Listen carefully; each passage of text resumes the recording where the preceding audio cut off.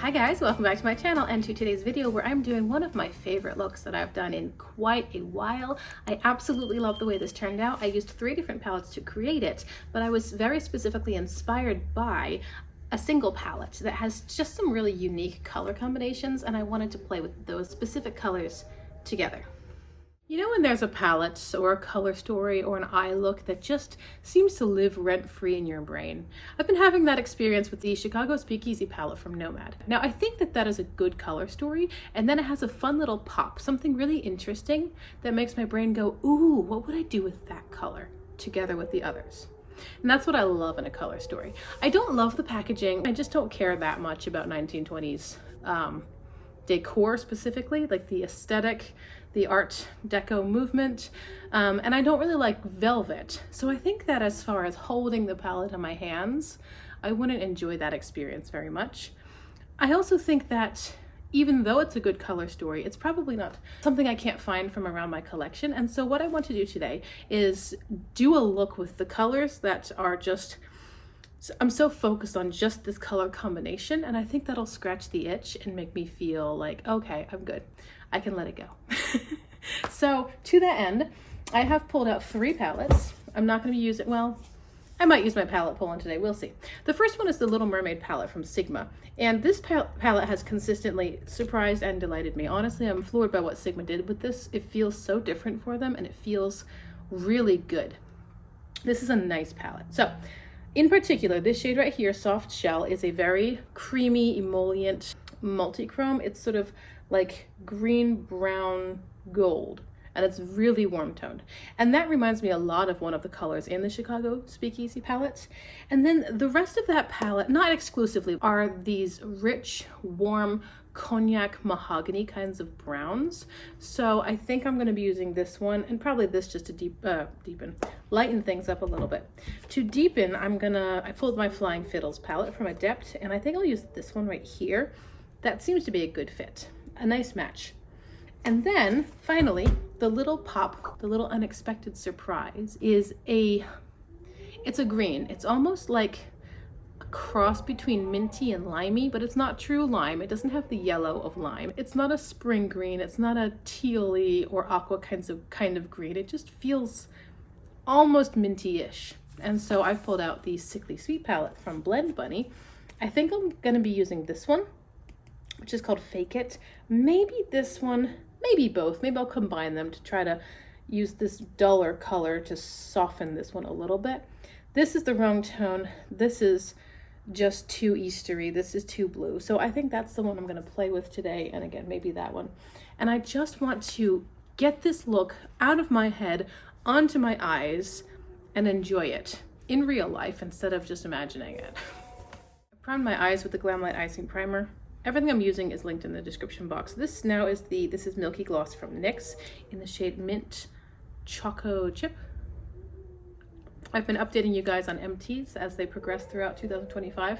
I used to have another color of this. It was Mango Lassie, and I got rid of that before 2025. I got rid of it somewhere in the fall, I think, of 2024, because it was orange and it had a really white base, and it looked not so great on me, and I just didn't care. I just didn't care to use it, especially because I have plenty of other options.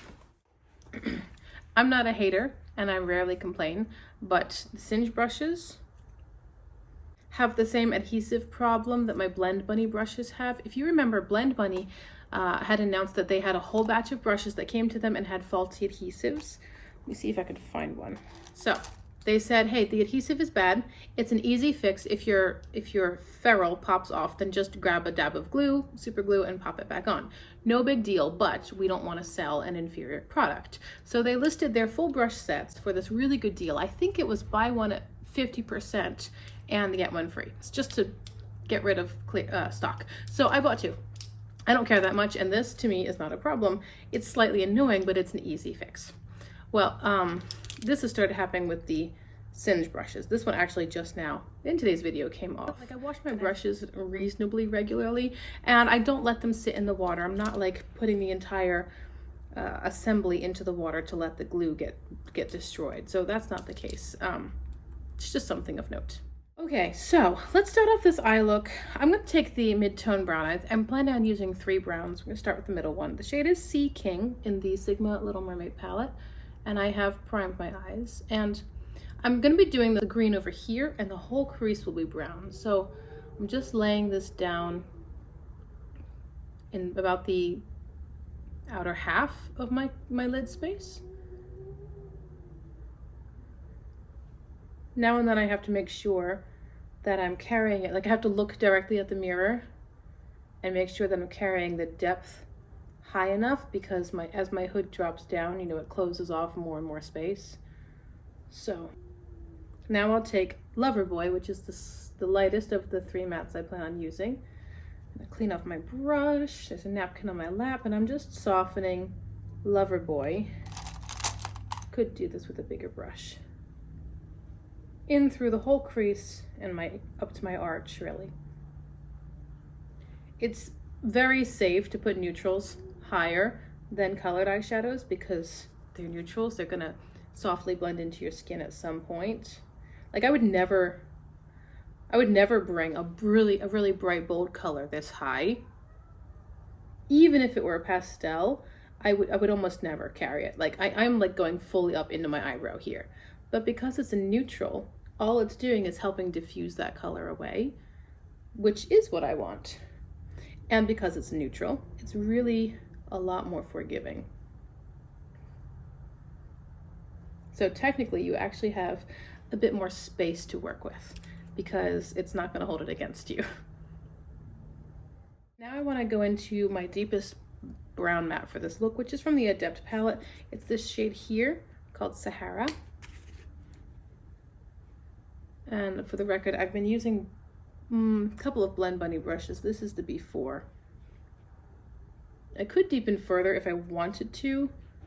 The next deepest matte in this palette is actually a super dark burgundy color. It would work just fine to deepen further, but it would also change the coloring of the look, which I don't want to do. I think I'm also going to carry just a little bit of Sahara into the lower lash line outer corner, just a little bit, with a small and kind of pinched brush. And then with a looser and a little bit floppier brush, I'm picking up Loverboy again, and I'm going kind of below the Sahara shade and then up into my lash line here, just to soften, drag that tone over a bit, but keep the depth more out here. So do you have the Chicago Speakeasy palette? Is it something that you were just so drawn to you couldn't resist? I'd love to know if you have it and what you think of it. I've been really impressed with Nomad's formula lately. And I mean, I don't know what they've changed, but between the older palettes I have from them and the newer few that I've tried, they're doing a good job. Okay, now, I don't remember, but I think that there is a light green shimmer in the Nomad palette as well. When I edit today's video, obviously I'm gonna pull up some pictures and be like, oh, that's right. But off the top of my head, don't remember for sure. I'm gonna grab a Singe EO5 and pick up Fake It. Yeah, I think that's about the right tone. I thought about combining it with the buttercream, but this feels about right. So here I'm laying down Fake It on the lid space in this inner half or so. Blend Bunny has really nice mattes, so this is quite pigmented. And then when most of the product is off the brush, I'm just gently softening up towards the browns here. I don't really want to mix them because then it'll start to look muddy, especially with the weird undertones of the green with the different undertones of the brown. So I just want it to be really soft.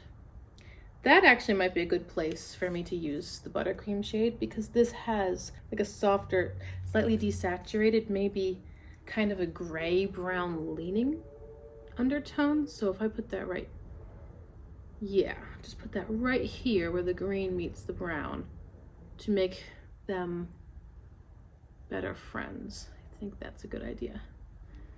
Back into Fake It because I definitely want this to be prominent. See, that's a nice blend. Even though I'm mixing brands here, I've got 2 different formulas happening right now, but it's nice. And I'm just going to run this Fake It shade also, lower lash line, gently towards the brown. So here, again, I'm not trying to make, like, take over. I was gonna say make a statement, but that's obviously not true. I'm not trying to take over. I just want them to merge together pretty softly. And here I'm starting to get a little bit of a play with yellow because of the undertones of the green and brown together.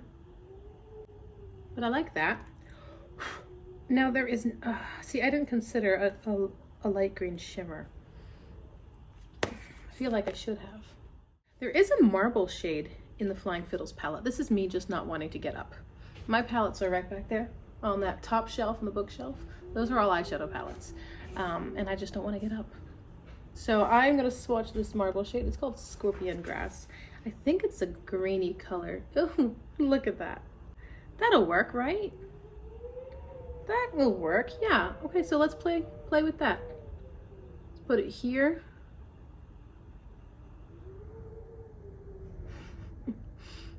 Okay, that was just serendipitous. A happy accident because I had forgotten about a light green shimmer.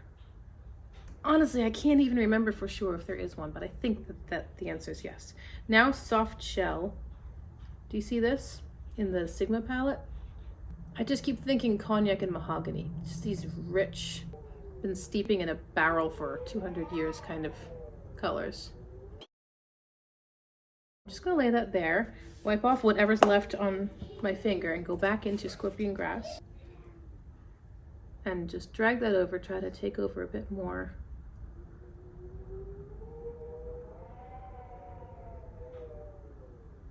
And now we're crossing over into a little bit of a yellow category here with the undertones and the gold. And it's all just so very pretty. Soft Shell again, Scorpion Grass again, back and forth.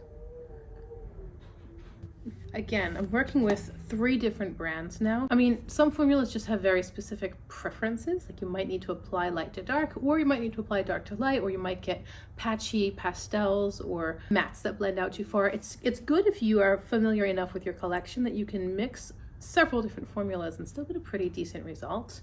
I think that this is is really cool. And this is exactly what I've been envisioning when I think about the Chicago Speakeasy palette. So I'm gonna do the other side and I'll be right back to close out today's video.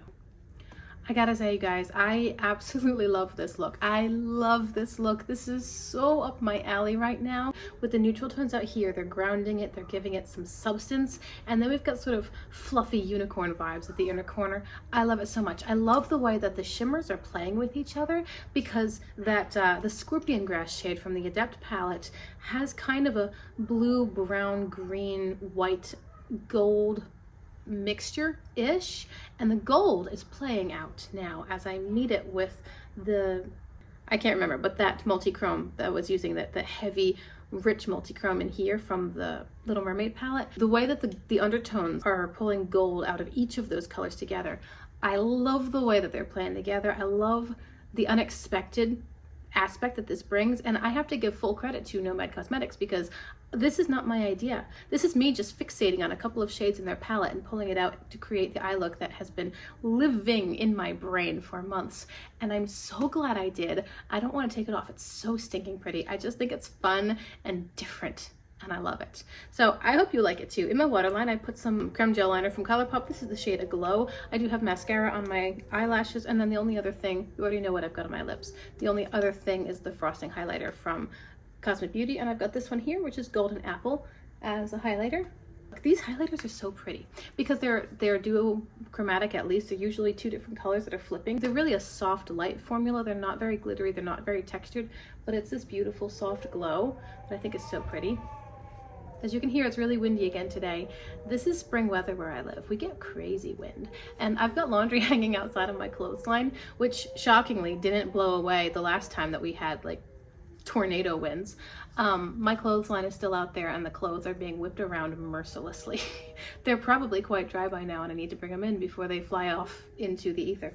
Anyway, so that's today's look. I'd love to hear what your thoughts are. Of course, let me know if you have the Chicago Speakeasy and you've done this sort of a look.